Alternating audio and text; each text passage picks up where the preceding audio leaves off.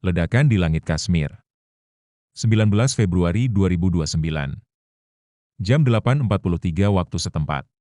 Pesawat penumpang IndiSky 742, rute New Delhi menuju Istanbul, melintasi langit Kashmir dengan 213 jiwa di dalamnya. Cuaca cerah. Tak ada gangguan komunikasi. Namun, hanya dalam hitungan detik, radar sipil kehilangan jejaknya. Kontak terakhir dari pilot adalah suara panik. Kami melihat kilatan, ada benda mendekat dengan kecepatan tinggi dari arah barat daya. 2 menit kemudian, langit Kashmir berubah menjadi bola api. Potongan badan pesawat menghujani daerah pegunungan di dekat perbatasan. Penduduk desa mendengar dentuman keras yang mengguncang tanah seperti gempa. Media India segera menyiarkan berita. Pesawat IndiSky 742 ditembak rudal. Militer India menyebutkan bahwa rekaman radar menunjukkan peluncuran objek tak dikenal dari wilayah udara Pakistan. Pakistan membantah keras, kami tidak menembak apapun. Kami bahkan tidak tahu ada pesawat komersial melintas di zona itu. Namun pemerintah India tak tinggal diam. Dalam pidato darurat, Perdana Menteri Raghav Mehta mengumumkan, ini adalah aksi teroris yang didalangi oleh elemen dari negara tetangga. Kami akan membalas. Tidak ada kompromi terhadap darah warga India yang tumpah.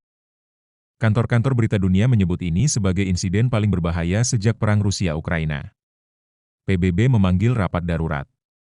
Amerika, China, dan Rusia mulai menyiapkan rencana mediasi, tapi semuanya tahu, situasinya terlalu panas. Sementara itu di Indonesia, Presiden memanggil Kepala BIN dan jajaran keamanan negara. Di ruang bawah tanah Istana Negara, strategi digodok. Jika perang meletus antara dua negara nuklir, dampaknya bisa meluas ke Asia Tenggara, bahkan mengguncang ekonomi dan geopolitik global. Di sebuah ruangan gelap dengan layar besar memantau pergerakan militer di Asia Selatan, seorang pria berpakaian sipil berdiri tegak. Tatapannya tajam, wajahnya tenang meski suasana genting. Letkol Dian Ramadan baru saja menerima perintah yang akan mengubah sejarah. Kau berangkat malam ini ke India. Temukan siapa yang sebenarnya menembak jatuh pesawat itu. Dunia harus tahu. Sebelum perang dimulai. Dan dari sinilah semuanya bermula. Malam itu, udara di perbatasan utara India dan Pakistan terasa lebih dingin dari biasanya, meski bukan karena cuaca. Keheningan dipenuhi bisikan intelijen dan langkah kaki pasukan khusus. Di tempat yang tidak terjangkau radar publik, satuan elit Indonesia telah menyusup masuk, dibungkus kegelapan dan dijaga protokol tinggi. Kolonel Arif Rahman, pemimpin unit intelijen tempur dari Indonesia, bergerak cepat bersama timnya.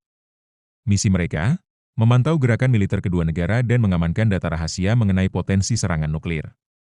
Tanpa identitas dan tanpa dukungan langsung, mereka beroperasi di antara dua kekuatan bersenjata yang sewaktu-waktu bisa saling menghancurkan. Melalui penglihatan malamnya, Arif menyaksikan barisan tank Pakistan yang bermanuver tak jauh dari perbatasan.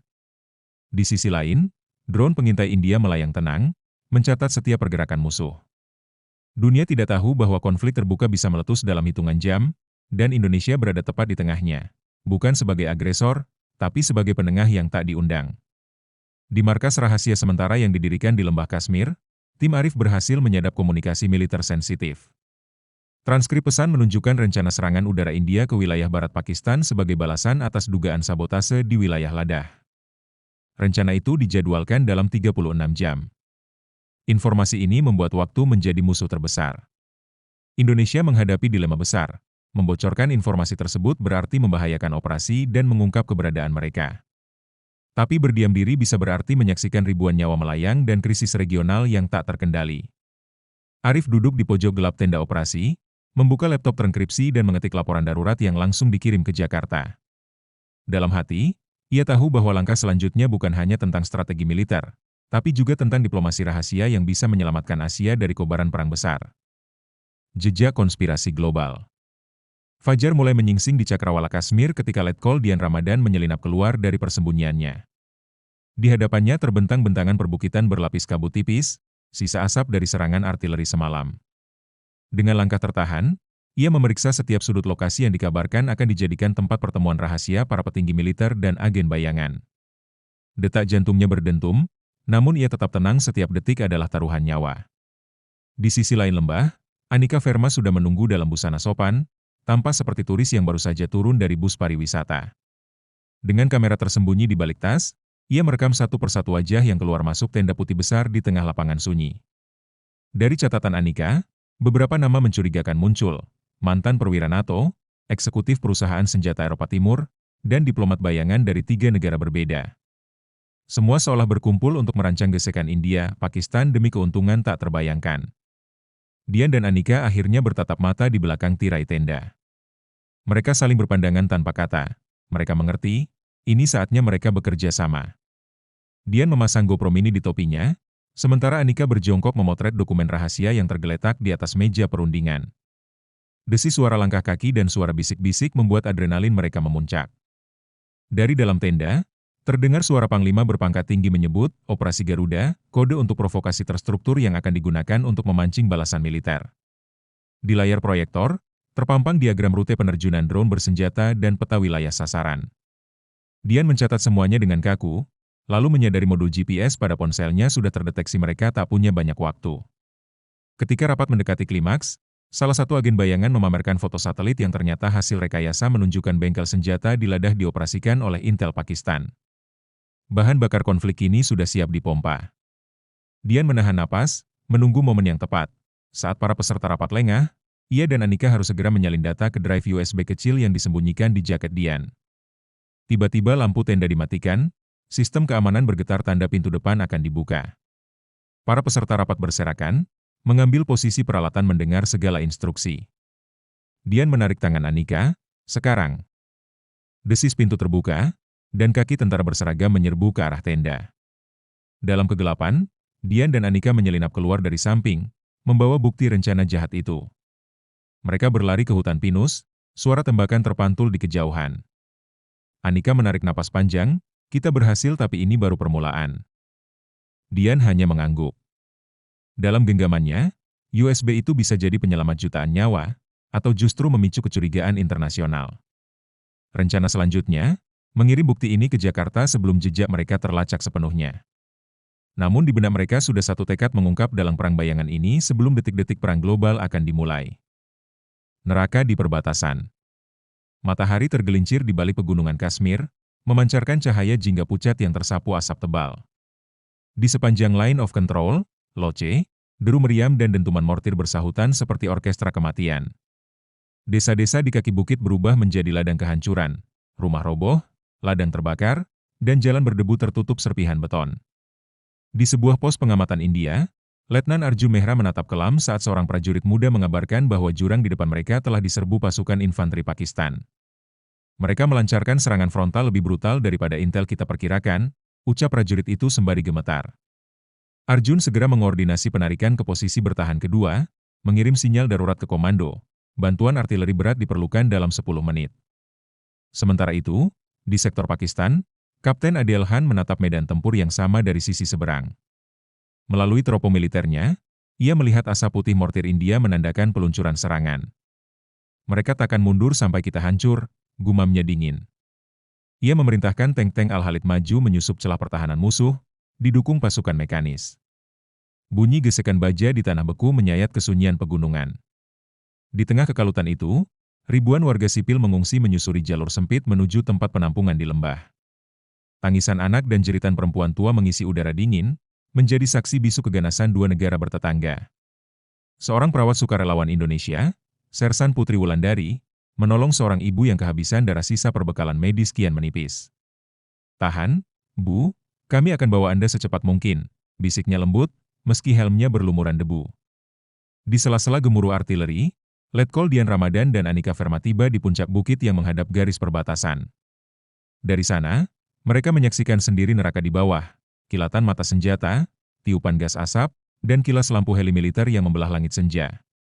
"Ini bukan lagi konflik bersenjata biasa," bisik Andika. "Ini perang kemanusiaan." Dian memegang erat USB berisi bukti konspirasi internasional. Ia tahu bahwa meski data itu bisa menghentikan provokasi, mereka harus melewati zona merah ini untuk mencapai titik ekstraksi. "Kita harus cepat," ujarnya. Dengan koordinasi tertanam di kepala, mereka menuruni lereng curam, menghindar dari sengatan peluru nyasar. Saat kegelapan menelan wilayah perbatasan, pertempuran mereda sejenak, seolah memberi napas pendek bagi kedua kubu yang kelelahan. Namun di balik jeda itu, mesin propaganda sudah bekerja. Foto-foto udara yang menampilkan korban sipil disebar di media kedua negara, menyulut kebencian lebih dalam. Dian dan Anika melangkah dengan hati-hati ke titik pertemuan dengan helikopter evakuasi. Di kejauhan, suara rotor mendekat, harapan sekecil apapun dalam situasi ini. Namun mereka tahu, neraka di perbatasan baru saja dimulai, dan perjuangan untuk menghentikan Perang Dunia Ketiga masih menanti di depan mata. Peringatan terakhir dari Jakarta. Langit Jakarta tampak gelap meski mentari siang bersinar. Di Pusat Kendali Intelijen Nasional, alar berkedip di setiap layar. Semua titik merah di perbatasan India-Pakistan mulai membesar. Ruang kendali terasa sunyi, namun bukan karena tak ada suara melainkan karena semua kepala terbenam dalam ketegangan. Di tengah ruangan, Kepala Badan Intelijen Nasional, Jenderal Red Soeharto Wirawan, menatap layar dengan rahang terkunci. Jika drone-drone itu benar dilepaskan dalam 12 jam ke depan, gumamnya pelan, kita tak hanya melihat perang regional tapi perang dunia. Di sampingnya, layar menampilkan gambar-gambar bocoran yang dikirim Letkol Dian, daftar transaksi senjata, koordinat markas rahasia, dan pesan trankripsi yang sudah berhasil diurai. Semua bukti mengarah pada upaya sistematis beberapa korporasi dan negara bayangan untuk memicu konflik global demi keuntungan ekonomi. Presiden Indonesia memanggil rapat darurat bersama Panglima TNI dan Menlu. Dalam ruangan kedap suara, suasana berubah seperti ruang perang. Kita harus ambil posisi tapi bukan sebagai penghasut, ujar Presiden dengan nada tegas. Kita ini negara netral, tapi bukan berarti buta. Keputusan diambil, Indonesia akan mengirim pesan resmi kepada Dewan Keamanan PBB dan secara terbuka merilis sebagian informasi hasil penyadapan ke media internasional. Sementara itu, di ruang bawah tanah gedung intelijen, Letkol Dian dan Anika baru saja tiba dengan helikopter. Wajah mereka letih, tubuh berdebu, namun semangat membara. Di hadapan petinggi negara, Dian menyerahkan USB itu, lalu menyampaikan langsung laporan operasi. Yang kita hadapi bukan sekadar konflik dua negara tapi manipulasi global yang bisa menghancurkan Asia. Beberapa jam kemudian, berita eksklusif menggegerkan dunia. Media besar seperti BBC, Al Jazeera, dan NHK menyiarkan gambar dari USB yang menunjukkan pertemuan rahasia, transaksi bayangan, dan bukti rekayasa data satelit. Dalam hitungan jam, opini publik global berbalik dukungan terhadap eskalasi berkurang drastis, dan desakan terhadap India dan Pakistan untuk menahan diri meningkat. Namun tak semua senang dengan aksi Indonesia. Dalam bayangan kelam diplomasi, ancaman siber pun mulai berdatangan. Situs-situs pemerintah lumpuh sementara, dan pusat energi nasional disusupi malware canggih. Mereka mencoba membungkam kita, ujar Jenderal Soeharto. Tapi Indonesia sudah terlanjur bicara. Presiden Indonesia akhirnya tampil dalam pidato malam nasional. Dengan latar belakang bendera merah putih dan wajah penuh tekad, ia berkata, kita mungkin kecil di mata kekuatan dunia. Tapi kita besar dalam keberanian, dalam kemanusiaan. Dan hari ini, kita memilih menyelamatkan dunia dari perang. Bab ini ditutup dengan visual layar hitam, suara helikopter menjauh, dan satu kalimat di layar, perdamaian tak datang dengan diam tapi dengan keberanian untuk bicara. Mata-mata di tengah bayangan. Malam itu di Islamabad, hujan turun rintik-rintik di atas atap kaca gedung intelijen militer Pakistan. Di dalamnya, seorang pria berdasi hitam dengan wajah tirus dan dingin sedang menonton siaran berita internasional yang menayangkan bocoran dokumen rahasia dari Indonesia. Wajahnya tak berubah, namun jari-jarinya yang mengetuk meja menunjukkan ketegangan. Dialah Zubair Al-Masih, agen lapis hitam yang disebut-sebut sebagai penghubung antara jaringan bisnis gelap dan militer garis keras. Zubair tahu waktunya terbatas. Dengan jaringan rahasia mulai terbongkar, ia harus segera menghapus jejak dan memutar balik narasi. Ia mengaktifkan Operasi Langit Hitam, sebuah rencana balasan yang melibatkan penyusupan, sabotase, dan pengalihan opini publik. Target pertama, menonaktifkan sinyal komunikasi antara Indonesia dan negara-negara netral Asia Tenggara. Di Jakarta, Letkol Dian dan Anika tidak beristirahat. Mereka telah menangkap sinyal anomali dari salah satu pusat data militer. Anika yang ahli dalam enkripsi segera menyadari bahwa ada kode asing menyusup tidak menyerang langsung, tapi menanamkan virus tidur. Ini bukan cuma serangan, ini pesan, gumamnya sambil menatap layar. Mereka menyimpulkan bahwa musuh sedang mengamati, bahkan mungkin sudah menyusup ke jaringan internal. Sementara itu, di New Delhi, seorang wartawan investigasi bernama Asha Kumar yang sebelumnya dianggap gila karena teorinya tentang konspirasi global, tiba-tiba menjadi pusat perhatian. Ia menerima paket anonim, sebuah chip berisi percakapan rahasia antara Zubair dan jenderal bayangan dari luar negeri. Ia tahu jika informasi ini bocor, nyawanya dalam bahaya tapi diam berarti membiarkan dunia tersesat. Ia memutuskan menghubungi tim Indonesia diam-diam. Asha mengatur pertemuan rahasia dengan Anika di Singapura, di sebuah kedai kopi kecil di Chinatown. Mereka bertemu dalam penyamaran, dan percakapan mereka direkam menggunakan perangkat anti-sadap. Dunia berpikir ini konflik dua negara. Tapi sebenarnya ini catur global, dan kita pion yang sedang bangkit. Anika mengangguk. Mereka sepakat, informasi itu harus disebarkan sebelum terlambat. Sementara Asha menuju Hong Kong untuk menyerahkan chip ke konsorsium jurnalis internasional, Zubair telah mengirim 2 pembunuh bayaran untuk membungkamnya. Di bandara, aksi kejar-kejaran terjadi. Asha berhasil lolos berkat bantuan jaringan bawah tanah aktivis perdamaian Asia, yang diam-diam mendukung gerakan anti-perang. Bab ini ditutup dengan gambaran dunia yang mulai sadar, kerusuhan terjadi di Eropa, demonstrasi damai meluas di Asia, dan suara rakyat mulai menuntut transparansi. Namun di balik layar, bayangan gelap Zubair dan para dalangnya belum. Dentang damai atau deru perang. Cahaya matahari pagi menembus jendela kaca gedung PBB di New York. Di dalam ruang sidang darurat, para diplomat dari seluruh dunia duduk dalam diam, menyimak pernyataan terbaru dari utusan Indonesia. Di layar besar, rekaman Asha Kumar dan data dari Letkol Dian diputar semua membuktikan bahwa konflik India dan Pakistan bukan semata konflik lama yang membara, melainkan hasil provokasi dari kekuatan tersembunyi yang berambisi menciptakan ketidakstabilan global. Dunia gempar. Negara-negara besar seperti Jepang, Prancis, dan Brasil mulai angkat suara, menyerukan penyelidikan internasional. Di India dan Pakistan sendiri, tekanan dari rakyat semakin besar. Demonstrasi besar terjadi di Delhi dan Lahore bukan untuk menyerang, tapi menuntut perdamaian. Teriakan, "Hentikan perang," menggema lebih keras daripada deru propaganda. Zubair Al-Masih, yang sebelumnya tak tersentuh, kini menjadi buronan global. Sebuah operasi multinasional diluncurkan untuk menangkapnya. Letkol Dian dan Anika ditugaskan menjadi bagian dari tim khusus, bersama agen-agen dari Interpol, Mossad, dan RAW, India. Mereka menelusuri jejak Zubair ke Dubai, lalu ke Istanbul, hingga akhirnya menemukan markasnya tersembunyi di Balkan. Sementara pengejaran berlangsung, situasi di perbatasan India-Pakistan tetap genting.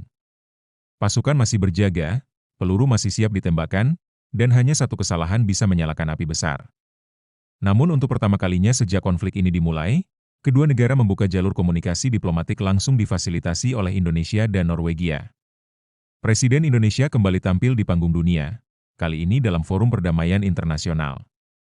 Ia menyampaikan pidato bersejarah. Hari ini, kita dihadapkan pada dua pilihan, mendengar tentang damai atau memekakan telinga kita dengan deru perang. Dunia telah cukup berdarah. Mari kita akhiri sebelum terlambat. Pidato itu menjadi viral. Milenial dan Gen Z di seluruh dunia menggemakan tagar tentang damai di media sosial, menyebarkan pesan damai dengan kreativitas mereka, mural, video pendek, musik, hingga puisi. Sebuah generasi bangkit untuk memilih masa depan yang lebih baik. Akhirnya, setelah 72 jam diplomasi intens, kesepakatan gencatan senjata ditandatangani di Jenewa. Dunia menarik napas lega. Namun Letkol Dian tahu, ini belum akhir. Ia berdiri di teras markas besar militer Indonesia, menatap langit senja. Di sakunya, tersimpan flash drive baru berisi bukti bahwa aktor-aktor gelap lain masih mengintai.